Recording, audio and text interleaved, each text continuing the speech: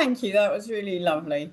Yeah, so for the last 3 years, I've been Director of Research Integrity and Compliance, which basically means I'm in charge of all the regulatory committees, IRB, IACUC, and IBC, which is biologics, people, and animals. And I'm also in charge of any research misconduct with faculty. I'm also the university's RIO now, which is the Research Integrity Officer. So I don't do anything much with students. I play with faculty and staff now. So here we go. So the IRB mandate it's actually not that long. It's within a lot of our lifetimes. It's federally mandated for publicly funded research in any context, university or commercial.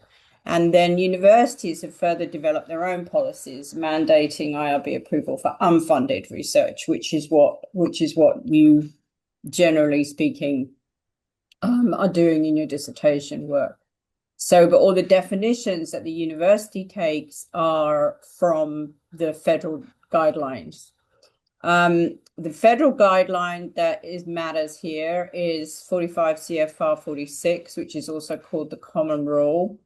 And it outlines the protections for subjects, and you can find it here at the Department of Health and Human Services. You can go through if you're interested, the whole thing, and it gives you all the information that you might need. Okay. The ethical foundation of the actual guidelines, so what they require you to do, is under the Belmont Principles, which is quite high level principles that were established to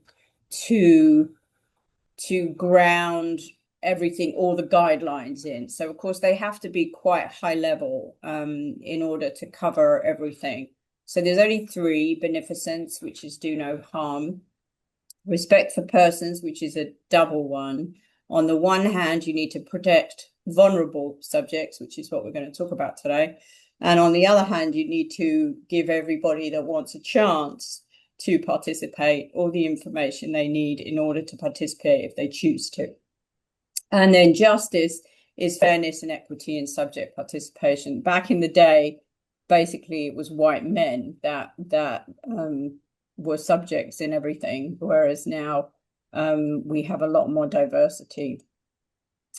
So in the 70s and 80s, they continue to work on these things. They're constantly updated.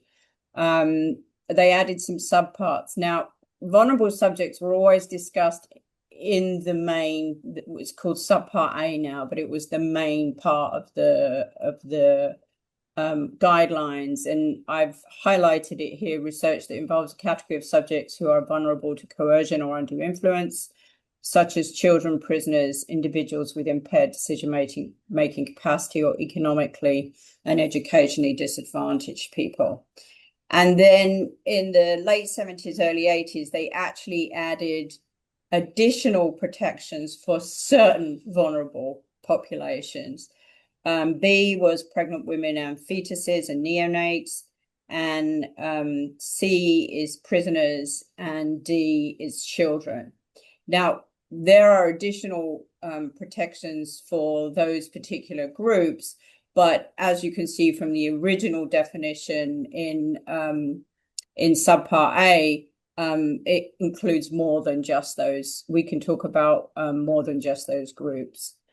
So because those groups have now been identified by the federal government as subparts that are in 45 CFR 46, our CAIUS system, for example, our electronic IRB system, includes specifically, you have to state if you're going to use any of the vulnerable populations that are recognized in the CFR. So fetuses, pregnant women, neonates, children, prisoners, cognitively impaired adult subjects. And if you check one of those on your Cayuse, it's going to make a whole lot of new questions come up regarding who it is.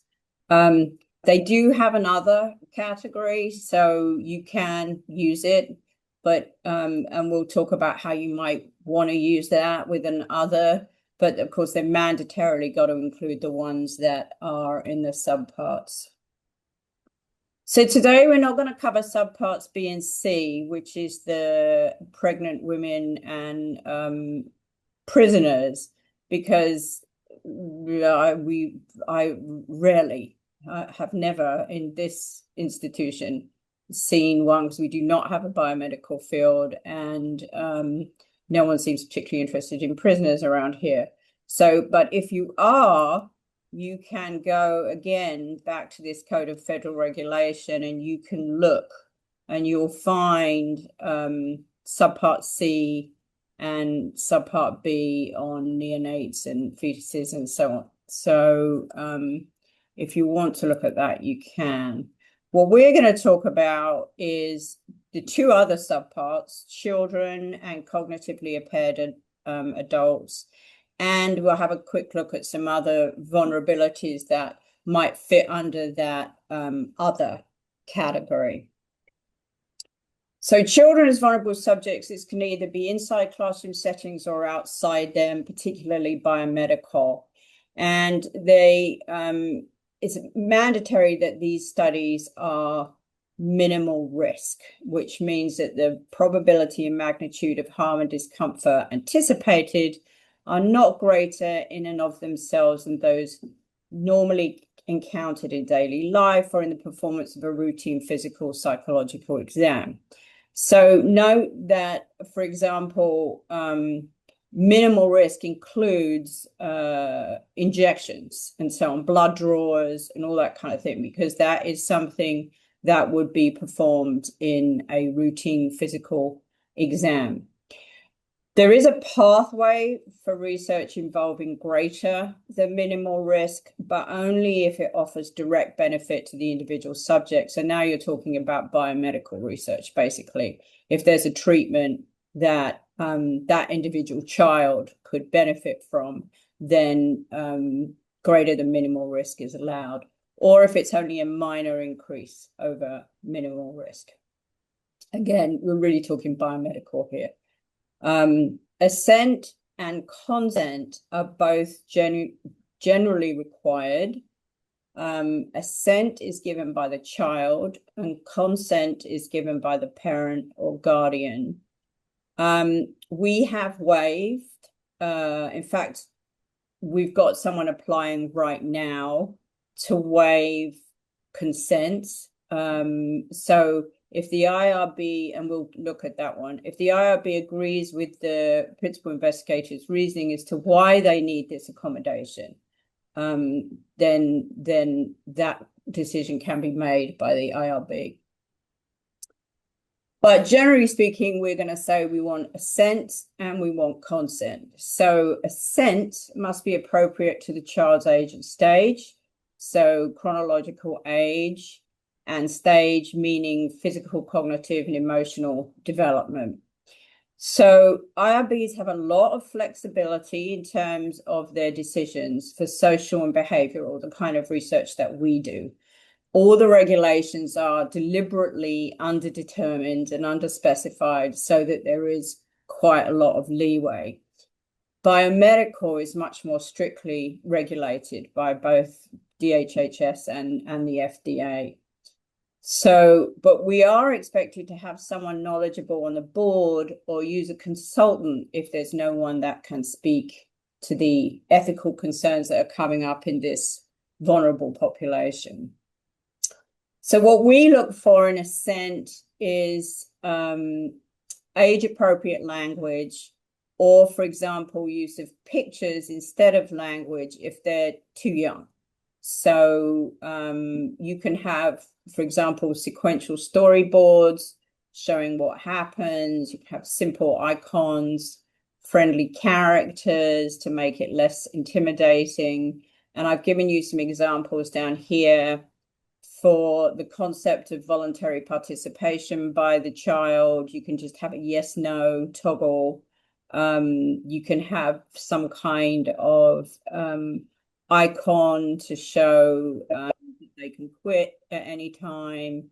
And then here's a blood draw procedure. You can have a small butterfly needle or so on. So as long it doesn't have to be all written out. One we just had two pictures. One was a smiley face and one was a frowny face. And the smiley face was, if they circled the smiley face, they were saying they understood and they were happy to do it. And if they circled the frowny face, they were saying they weren't interested in doing it. Once you ask for child assent, it doesn't matter if the parents consent. If the parents consent and the child doesn't assent, you're all out of luck. So, yeah.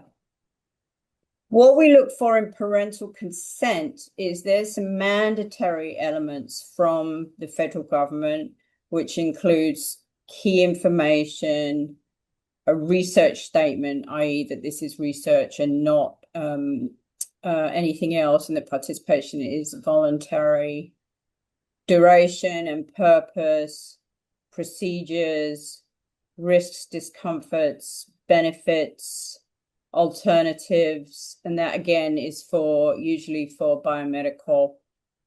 Injury compensation is definitely biomedical, and confidentiality, contact information, and withdrawal rights. So you will see when you look at the templates, if you haven't looked at them already, for our consent documents, you'll see all of that except for injury compensation and alternatives. Again, IRBs have a lot of flexibility in terms of their decisions in social behavioral research. This is why you can go from one university to another university and find very different opinions about what the IRB should classify and whether you're exempt or expert. There are rules, but they are underspecified. So basically IRBs can vary on how strict they are in interpreting the rules that there are. So here, for example, is an opt-out waiver. So this would be what we talked about before with, where did I put that? Yeah, when I said consent, both are generally required, but it can be waived. So in this case, someone is asking us to waive this right now. An opt-out waiver means that there's no parental signature required. There's a note. This is for classroom research, right? A note goes home to the parents explaining the study. All the children will undergo this intervention.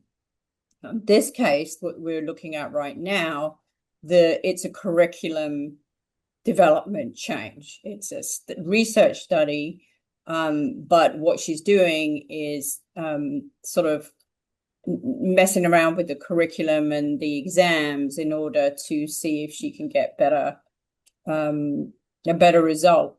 So it's up to us as an IRB to decide whether. So what happens is if you ask for parental consent, that means they have to sign the document, and a lot of documents go astray between being put in the child's hand and getting to the parent. So you might lose the opportunity to have as large a participation study as you want.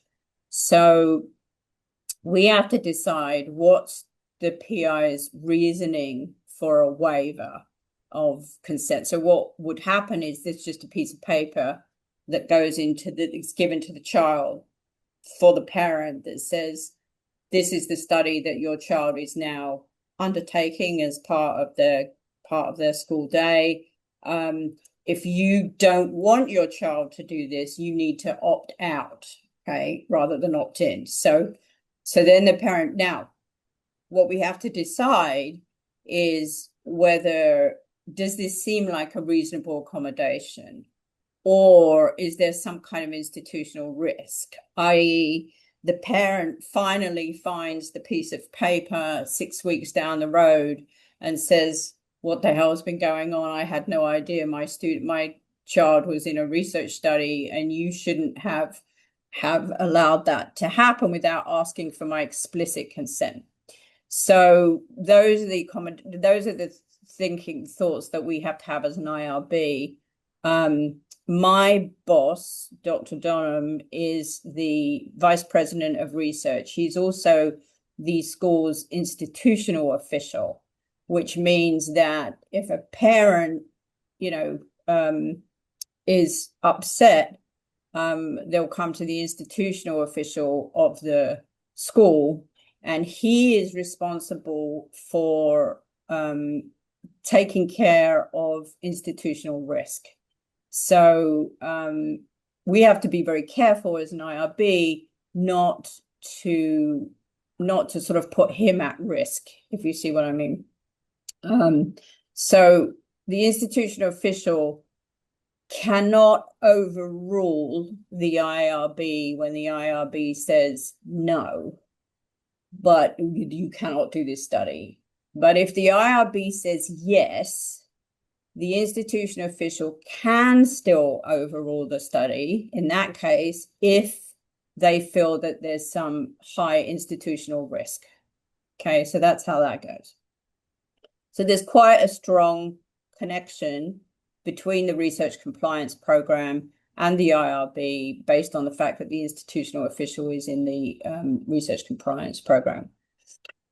So one thing we're going to look at in terms of assent and consent is the opt-out waivers if they're being asked for, and language considerations. So is it for the parents, it's supposed to be a 6th to 8th grade reading level max. That's what you're to assume for an adult. And you also want to think about any translations that might be needed for bilingual parents and so on. In addition, there is the department, if you're doing a grant for the Department of Education, it has PPRA, which is Protection of Pupil Rights Amendment, and that has these 8 criteria that you can't put in surveys for K through 12. Political affiliations, mental psychological problems, sex behavior, illegal antisocial, critical appraisal, legally recognized privileges, religious practices, or income. So some IRB, it's only mandatory if you have a Department of Education grant, but some IRBs will adopt the PPRI, and we do, in fact, adopt the PPRI for K through 12. So that's another consideration that the IRB has when they're looking at children. The other thing we look at, in addition to consent, the other thing that's really important, as we saw, as they said earlier, in subpart A, is the potential for coercion and undue influence. So that would be excessive incentives, for example. So if the IRB feels the reward is coercive in that it's so high that it sort of clouds the parents' or the child's judgment regarding the risks, okay? Again, these were developed initially for biomedical research, so that would, but we apply this to social and behavioral as well. Power imbalances, children are socialized to obey authority figures. If there's a doctor-patient relationship, if a child's primary pediatrician is the one recruiting, parents might fear that refusing would lead to lower quality care in the future. If it's a teacher-student, if the principal or the teacher recruits the student, the child may feel that participating is required to get good grades or stay out of trouble. And those of you that have done some of this work already know that one of the things that our IRB says is you have to get someone else to go in and collect the consent forms. Before you explain the study and collect the consent forms, if you're the one that's grading the students, this is the reason why, for potential of coercion. And for slightly older kids, peer pressure in adolescence research, there might be a peer pressure coercive force. So, for example, if an entire sports team is recruited together, an individual child may feel forced to participate to avoid being the odd one out. So we look at ways in which you can mitigate those risks. For example, providing small tiered incentives, small age appropriate rewards. Here's the independent recruiter, having a research coordinator rather than the child's doctor or teacher handle the recruitment and assent process and consent process. Continuous assessment. Consent and assent is supposed to be an ongoing thing. It's not a single form. The process itself is ongoing throughout the study. So you can remind, people that they can still say no and voluntarily withdraw. And privacy issues for the assent process, which is what we just talked about. So that's the vulnerable populations and children part. Does anyone have any questions that they were thinking about while we were talking about that? Thank you so much. Thank you so much for a very insightful presentation. And I have asked this question before, and I don't think I got somewhat of a clarification, so I wanted to just double check on this. What happens if the PI is also the parent of a child who's going to be invited to participate in a study?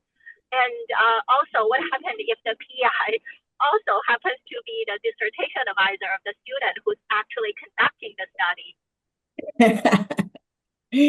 Okay, so the first one is you're a PI and you are, if you're the child's guardian, you have to ask both parents. So if you're the child's guardian and also if there's a second parent and you both agree, then you're in the same position as anybody else, right? You can consent on behalf of your child. Now, an IRB would want to look at the process very carefully to make sure that you weren't just saying, sure, I'm gonna put my child at great risk for something or other. So, but yes, you can consent on the part of your child, just like any other guardian can consent on the part of their child legally. Okay, that was the assent of the child. Is that the other requirement? I wasn't aware of that before. What? Say that again. So do we also need to get the assent from the child? Like if you can, yes. And our IRBs vary on this, but our IRB is pretty clear on this. If it's possible to get the assent of the child, i.e. the child is not in some way decisionally impaired or unable to give assent because they're in a coma or something, then yes, we do. And we ask for it. That's why I was saying that there's all these ways of doing it. If they're too young, they can't read yet, you can do other things to show them, so yes, we do ask for assent. What was the second question? If the parent of the child and the PI is also the dissertation advisor of the doctoral students who's actually going to conduct the study, what type of procedure do we need to go through? I'm not sure actually. It's the doctoral student's child or the dissertation's person's. So the IRB requirement, as the dissertation advisor, I need to be the PI. But what happens if the participant is actually my child, but the doctoral student is the one who's actually conducting the study? So the doctor will be the co-PI, I guess? Yeah. The doctoral student now can be under co-use, can be a co-PI. So I don't think that the IRB would have an issue if you're consenting as the parent. I can't imagine why they would have a problem with that. One thing that I'm thinking about, just like following the explanation that you give, is like in terms of coercion. I'm not sure if this will count it towards coercion, because if the child is the only participant in this case study, I can't think of a type of conflict of interest issue. I just want to make sure that I know all the different barriers before we apply. Yeah, I mean, well, it could also be deemed, if it's a case study, it could also, and it's not designed to be part of generalizable research, that it could also be deemed not human subjects to start with. So remember, there are two criteria for IRB. One is that it's with people, and the other one is that it's generalizable research. So now we're in the world of we would have to see we would have to see the application, the protocol, in order to make some of those decisions. If you're asking me if there's okay, there is no absolute. That's what I said at the beginning, right? Everything is underdetermined. So the only absolutes I can give you are things like our IRB generally asks for consent and assent. And but as you say, the situation can vary hugely. Do I think that it's not a biomedical study you're talking about? So do I think that I assume, do I think that the IRB would have issues of coercion, undue coercion, if it's minimal risk? Is it minimal risk what you're planning on doing? Yeah, absolutely. Yeah, then I doubt if they're going to have a problem with it. But again, I'm not a member of the IRB, so you need to put in the protocol, and then then we see based on but there's no rule that says you can't do anything on your child. There's no rule about that. Yeah. Thank you so much. Oh, you're welcome. All right, any others, or shall I move to part two? Let's move to part two then. Okay, so part two, I picked out cognitively impaired, decision impaired adults. Because I think some of you might be interested, autism and so on, and because this is one that has come up for us. So obviously what we say here also applies to cognitively impaired children, except for in that case, instead of having a legally authorized representative, you would be talking to the parent or the guardian. So cognitively impaired, decision impaired adults are defined as individuals with diminished capacity to understand research risks and benefits and provide voluntary informed consent due to psychiatric, organic, or developmental disorders. And importantly, this can be temporary, permanent, or fluctuating. So again, think about biomedical. Let's say you've got somebody in an emergency room who you're not sure is able to voluntarily consent, then this would be some. But you have something as a doctor that you think could be helpful, then you go through this kind of process. It's preferable if there's a clinical judgment, meaning you're not guessing that they're autistic or some other issue, that they've been clinically shown to have that judgment. And it's also preferable if there's a legally authorized representative. And a legally authorized representative is specifically someone to consent for research. That's what it is. So IRBs will often use sample questions to assess consent capacity. So they'll want you to show that you're ready to ask these questions. So are we offering you your usual medical care? Do you have to take part in the study? Is it okay to say no? Tell me what's going to happen to you. Who will the study help, etc. And there are plenty of decision capacity type tools. This one is from UCLA that does something similar. Does the individual understand he or she is participating in research? What their, how long they're going to be in it, etc., etc. So there are plenty of these kind of tools out there that you can use. And we have in the past said, go ahead and use one of these tools in order to show that you've looked at that. So in our case, I asked for a consultation for our IRB because we had a professor here who's now gone, who was doing fitness assessments for adults with autism and intellectual disability.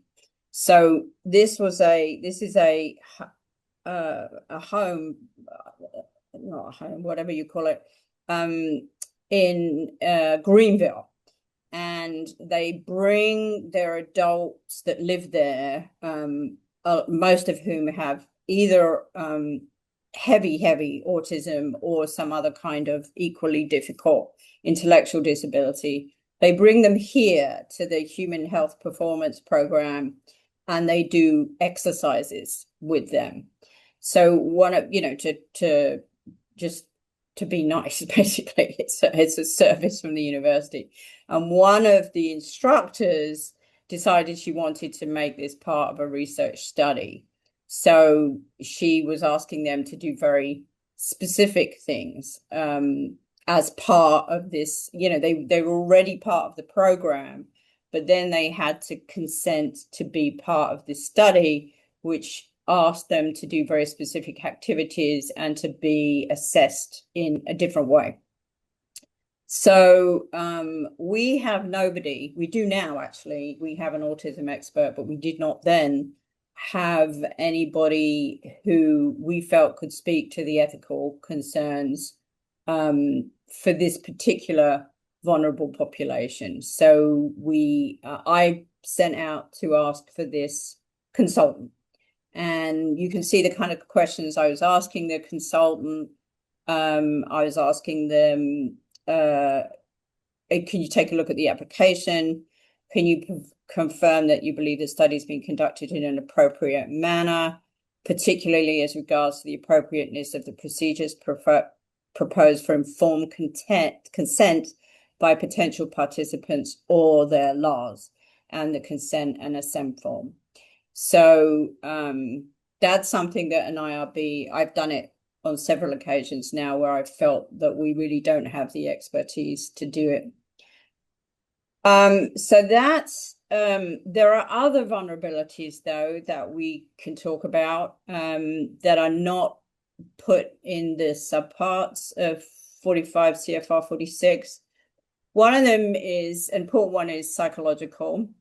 This Milgram experiment, which many of you may know or may not know, was conducted in 1962 and is basically you are never allowed to do anything like this again to your subjects. What you had was the L box, this is the learner, in a separate room, and then you have the actual subject, who is T, teacher, and the experimenter. And the experimenter was Milgram, and what he wanted to do was see how far subjects would go hurting somebody else before they refused the authority figure and said they would not hurt this person anymore. The learner then is hooked up to an electric thing, supposedly, and the teacher, the actual subject of the experiment, is giving them electric shocks, they think. Now, in fact, the learner is what's called a confederate, which means the learner knows what's going on. No actual electrical shocks are being used. They are just acting. And they're supposed to, they sort of act more and more upset the higher it went. Now, 65% of the participants, so this subject, the T, went to 450 volts, which is enough to really hurt you.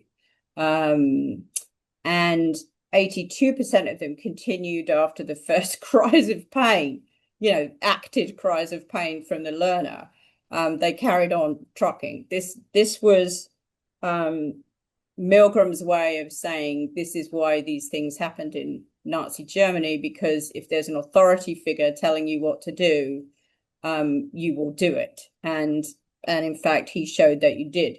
Unfortunately, it's what's called a deception study. So at the end of it, T, this actual subject, who's called teacher, is told that there was no actual electric shocks being given, but that didn't help them. They suffered real psychological distress, both during the study and afterwards, because of what they thought they were doing and how far they had let it happen without stopping it, and who now sort of psychological issues about who they think they are and what they're capable of doing. So no study like this would ever be allowed now. And when we think of psychological vulnerabilities, this is the kind of thing that we're thinking of.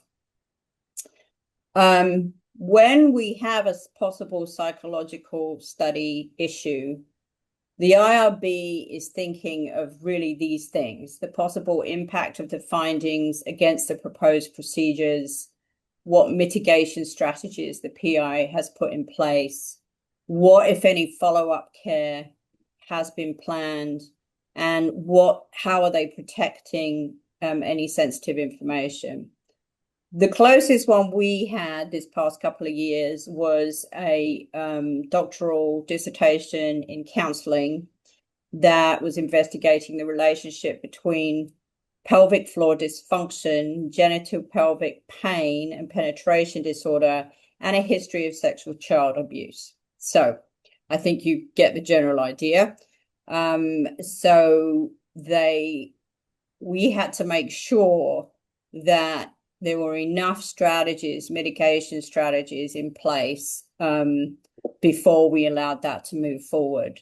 Mitigation strategies included multiple consents to make sure that they understood that they were going to have a physical exam, and then they were going to be asked about traumatic information in their past.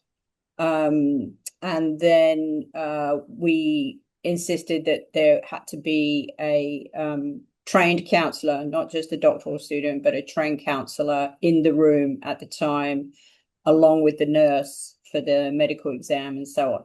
So we allowed this study to go forward, but with a lot of mitigating strategies.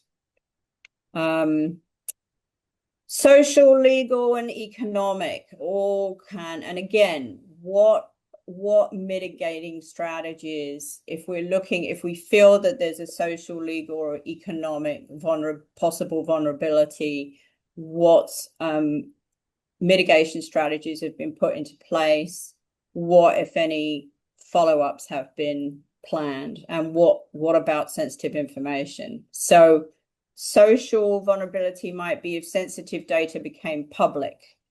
Could it result in a loss of social standing for the participant? legal. Are there any potential legal risks? NIH actually has something called a certificate of confidentiality that you can use in if you're getting an NIH grant that protects the privacy of participants. And economic. If sensitive data became public, could it result in economic harm for the participant? That would include, for example, loss of employment and so on. All right. So what does this mean for you? Working with vulnerable populations typically requires a full board review, although that's not always the case in educational research inside the classroom with K through 12. If you're planning on touching on any of these issues we've covered, make sure you have plenty of time to work with the IRB. Make your backwards calendar really, really long, because if we decide we have to get a consultant, we don't pay for that. We just sort of beg someone to do it. So we have to put all that into place beforehand. And think of ways in which you can mitigate potential risks. The reason I chose this example is we just had a study come in where someone wanted to look at 8 Black superintendents in a district. The total district, or whatever you call it, had only 16 in total Black superintendents. So they said this was a confidential study and they wouldn't be able to be identified. But in fact, when I looked through all the demographic data they were asking for, what type of school, what this, what that, you could easily, if you put it all together, you could indirectly identify those 8 people just for the fact that there was only 16 to start with. And if you looked at all the school demographics, there you go. So what we did was say, yeah, you can do this, but you've got to cut out some of this demographic data that you really don't need, and they didn't need that. So that way it wasn't a problem. And ask lots of questions. That's what we're here for, which is why I appreciated Dong Mei's questions, actually. That's what we're here for, to help you make this work. We're not here to get in your way. We're just here to make sure that there's no institutional risk or no personal risk to you either. There we go.